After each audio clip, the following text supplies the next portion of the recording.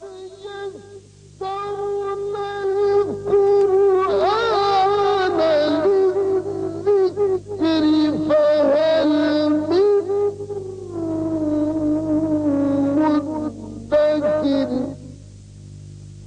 ہم نے قرآن کو سمجھنے کے لیے آسان کر دیا ہے، تو کوئی ہے کہ سوچے سمجھے۔ بسم اللہ الرحمن الرحیم۔ قرآن حکیم اور ہماری زندگی کے پروگرام کے ساتھ ہم حاضر خدمت ہیں۔ تفسیر القرآن کے اس پروگرام میں آج ہم قرآن مجید کے دوسرے پارہ کی تفسیر بیان کریں گے، اور دوسرے پارہ کی تفسیر میں ہم اہم مضامین اور ان آیات مقدسہ میں جو مقاصد ہیں ان پر گفتگو کریں گے۔ اللہ رب العالمین نے دوسرے پارہ کے آغاز میں تحویل قبلہ کو بیان فرمایا کہ مدینہ میں جب مسلمان بیت المقدس کی طرف منہ کر کے نماز پڑھتے تھے تو بعد اہل کتاب کی طرف سے اس پر اعتراض کیا گیا کہ تم بیت المقدس کی طرف منہ کر نماز کیوں پڑھتے ہو۔ نبی پاک صلی اللہ علیہ وسلم اہل کتاب اور منافقین کی باتوں کو سنتے رہے، مگر جب یہ باتیں حد سے تجاوز کر گئیں تو نبی پاک صلی اللہ علیہ وسلم کو ان باتوں سے آپ کو تکلیف ہوئی، آپ کو پریشانی ہوئی، اور اسی حالت میں آپ نے نماز پڑھنا شروع کی۔ تو نماز پڑھنے کے دوران آپ نے چند مرتبہ آسمان کی طرف دیکھا۔ قرآن نے کہا قد نرا تقلب وجهك فی السماء، کہ بے شک ہم تیرا بار بار آسمان کی طرف چہرے اٹھنے کو دیکھ رہے ہیں۔ نماز ہی میں اللہ تعالیٰ نے نبی پاک صلی اللہ علیہ وسلم پر وحی نازل فرمائی اور حکم دیا کہ اے پیارے تم مسجد حرام کی طرف منہ پھیر لو۔ تو مسلمانوں نے نماز پڑھنے کے دوران اللہ تعالیٰ کے اس حکم پر اور نبی پاک صلی اللہ علیہ وسلم کی اس خواہش پر بیت المقدس سے منہ بیت اللہ کی طرف پھیر لیا۔ ناظرین کرام، تحویل قبلہ کے اس حکم کے ساتھ اللہ رب العالمین نے ان آیات میں اس حقیقت کو بڑے اچھے انداز سے انسانیت کے ذہن میں بٹھانے کی کوشش کی کہ در حقیقت عبادت، اطاعت اور بندگی اس کا تعلق چہروں سے نہیں ہوتا، اس کا تعلق انسان کے ذہن، دل سے ہوتا ہے۔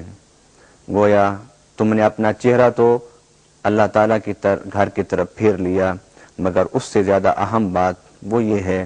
کہ تم اپنے دلوں کو بھی اللہ تعالیٰ کی طرف پھیر لو۔ تحویل قبلہ کے اس حکم کے بعد اب مسلمان جب بھی نماز پڑھتے ہیں تو ان کے لیے ضروری ہے کہ وہ اپنے منہ کو قبلہ کی طرف کر کے نماز پڑھیں، خواہ وہ نماز فرض ہو، واجب ہو، سنت ہو، مستحب ہو یا نفل ہو۔ گویا نماز کے لیے ایک امر ضروری ہے کہ ہم اپنا منہ بیت اللہ کی طرف کر کر نماز پڑھیں۔ تحویل قبلہ کے اس حکم کے بعد اللہ تعالیٰ نے اس سپارہ میں ذکر کی فضیلت پر گفتگو کرتے ہوئے فرمایا فاذکرونی اذکرکم واشکروا لی ولا تکفرون، کہ تم میرا ذکر کرو میں تمہارا ذکر کروں گا اور تم شکر گزار بن کر زندگی گزارو، ناشکری نہ کیا کرو۔ گویا رب العالمین نے اس آیت میں یہ فرمایا کہ تم میرا ذکر کرو گے میں تمہارے ذکر کو قبول کروں گا، تم میرا ذکر کرو گے میں تمہیں عزت دوں گا، تم میرا ذکر کرو گے میں تمہیں عروج دوں گا، تم میرا ذکر کرو گے میں تمہیں جنت دوں گا۔ گویا اللہ کے ذکر کرنے کا معنی یہ ہے کہ وہ ہمارے ذکر کو قبول کرتے ہوئے ہمیں اس کی اچھی جزا عطا فرمائے گا۔ اور پھر فرمایا کہ ناشکری نہ کرو،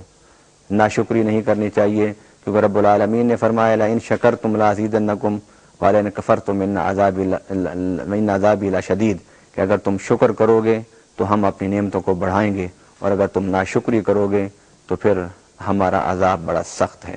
گویا جو شکر گزاری ہے یہ انسان کو اللہ تعالیٰ کی نعمتوں کے حصول کی طرف لے کر جاتا ہے۔ اگلے رکوع میں رب العالمین نے صاحب ایمان لوگوں کو مخاطب کر کے فرمایا یا ایھا الذین آمنوا استعینوا بالصبر والصلاۃ ان اللہ مع الصابرین، اے ایمان والو صبر اور نماز کے ساتھ مدد حاصل کیا کرو، اس لیے کہ اللہ تعالیٰ صبر کرنے والوں کے ساتھ ہیں۔ گویا انسان کو اپنے مشکل وقت میں، اپنی پریشانی میں وضو کر کے اللہ تعالیٰ کی حضور سر بسجود ہو کر اس سے التجائیں کرنی چاہیے۔ پھر اسی سپارہ میں رب العالمین نے فرمایا کہ جو اللہ کے راستے میں قتل ہوتے ہیں انہیں مردہ نہ کہو بلکہ وہ زندہ ہیں اور تم ان کی زندگی کا شعور نہیں رکھتے۔ پھر اسی سپارہ میں رب العالمین نے مسلمانوں کو، صاحب ایمان لوگوں کو اس بات کی تلقین فرمائی کہ صرف تم انعامات کی طرف نہ دیکھو بلکہ رب العالمین انعامات دینے پر بھی قادر ہے اور انعامات دیتا ہے، مگر اس سے پہلے امتحانات کا سلسلہ بھی ہوتا ہے، ابتلا بھی ہوتی ہے، آزمائش بھی ہوتی ہے، اور آزمائش میں، امتحان میں ثابت قدم رہنے کی کوشش کیا کرو، اس لیے کہ امتحان اور ابتلا اور آزمائش ہی کشادگی، خوشخبری اور بشارت کے راستوں کو کھولتی ہے۔ اور اگلی آیت میں رب العالمین نے اسی رکوع میں فرمایا کہ وہ رسوم کہ جو تم نے خود اپنے ذہن سے جن کو عبادت بنایا ہوا ہے ان رسوم کو ختم کر دو۔ گویا اسلام کے آنے سے پہلے مکہ میں کچھ رسوم و رواج ایسی تھیں جن کو انہوں نے عبادات کا حصہ بنا دیا تھا۔ رب العالمین نے اس سپارہ میں اس تصور کی تردید فرمائی ہے۔ اسی سپارہ میں اللہ رب العالمین نے ان فی خلق السماوات والارض، اس آیت مقدسہ میں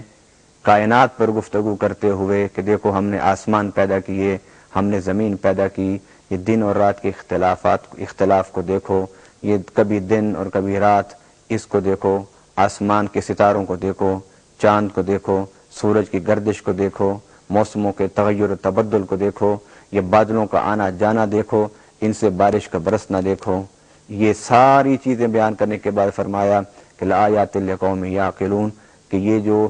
قرآن ہے یہ ایک دلیل ہے، ایک رہنمائی ہے کہ جو انسانیت کو عقل اور فکر اور تدبر کی دعوت دیتا ہے۔ گویا رب العالمین نے قرآن پاک میں اور اس دوسرے پارہ میں رب العالمین نے جہاں